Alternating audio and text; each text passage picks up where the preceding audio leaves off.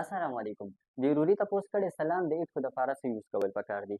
وعلیکم السلام. نو ټول لومړنۍ به د کورنۍ علاج ټرای کړې خو د دې سره ټیک نه شوی بیا دا دوه قسمه میډیسنز دي دا به راولې دا به استعمال کړې.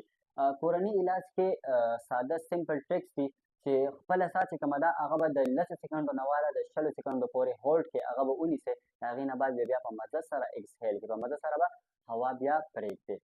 د دې سره به انشاءالله برابر شي. خو د دې سره ټیک نه شي نو بیا به یو شاپر راواخلئ هغه به پوزې او خولې ته واچوئ او په هغې کې به بریتینګ کوئ یعنې ساه به په هغې کې دننه اخلئ. نو په هغې شاپر کې به د کاربن ډای اکساید لیول سیوا شي او د اکسیجن لیول به کم شي نو ستاسو ډایفرام به ورسره ریلیز شي.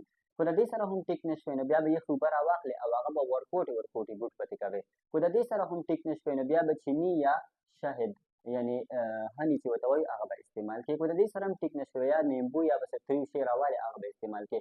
خو د دې ټولو ټریکونو سره ټیک نه شوی نو بیا به داسې کار وکړئ چې فارمیسۍ ته به لاړ شئ او هغه ته به ووایئ چې ما له ټیبلټ بیکلوفین 10 mg راکړه یعنې بیکلین دا راله راکړه دا به سهار او ماښام استعمالوئ. د دې سره سره به ټیبلټ میټوکلوپراماید راوالئ 10 mg یعنې مګزولان دا به سهار غرمه ماښام په خالي معده باندې استعمالوئ. د دې سره به انشاءالله برابر شي.